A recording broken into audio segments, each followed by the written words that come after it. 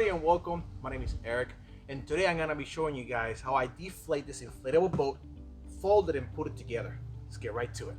So this video comes to you guys as a suggestion from a fellow viewer. He asked me how I actually deflated and folded and put it together because I actually made a video where I show you how I take it out of my car, put it together and inflate it.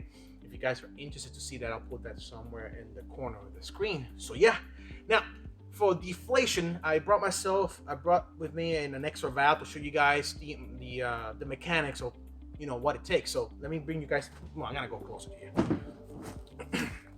So this is the valve.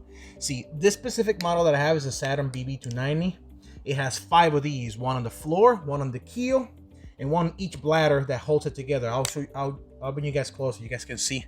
So this valve right here, you guys can see, it pushes in and out like so. But if you were to actually push it in and twist it, it remains open. See? If I were to twist it, it opens again. That is in the closed position. That is in the open position. That is exactly what I'm going to do first on my boat. Okay, so I'm gonna show you guys the bladders themselves. There's one there, one over here for the major bladders. There's one for the floor and one for the keel. I'm gonna bring the camera around here so you guys can see what I'm gonna do. All right, so at this time, guys, I'm gonna basically, the twisty motion that I show you guys on the valve, that's exactly what I'm gonna do first on these. I'm gonna push it in, twist it, let it deflate, let it deflate, let it deflate. Same thing with the keel. If your model that you currently have may have a keel, and then the floor. And right now it begins to deflate. And you want to keep the valves open because we're about to fold it. And that's where you actually can compact it and make it real tight, as I will show you. Okay guys, so as you can see, deflation of your inflatable boat, boat or kayak is actually fairly easy once you open the valve and leave it open. Now the important part here is to make sure that once you actually begin to fold it inward, like so, you actually bring the bladders inside to make it more compact. You see how the width goes from here to about a third? That's what you want, because once you actually roll it in, you want to keep it as compact as possible. So once you have the bladders close to each other like this, you begin to roll in.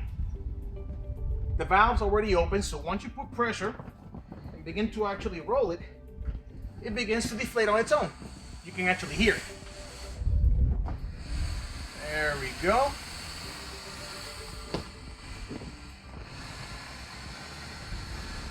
Very easy.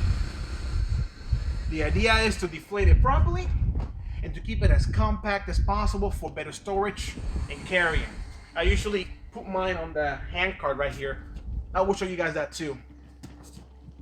Here we go. Basically almost done. It's this easy. It really is. Deflating an inflatable dinghy boat or kayak, it is very easy. See how that? Like a big burrito. Sorry about that, the camera just fell down. Literally it did. It's windy today. It's January here in Florida, in Central Florida to be exact. Kissimmee is the town that I live in. Cold, chilly, and windy today. I'm doing this video in my backyard because I have fences around and it keeps the wind a little bit under control, but still some got into it. So you guys can see it is rolled in. And to end this, I'm gonna bring my my hand cart and show you guys how I put it together on the hand cart and roll it out. Okay, so at this point, the inflatable boat is nicely rolled in. I'm gonna grab it, lift my legs, and lay it on top of the hand cart.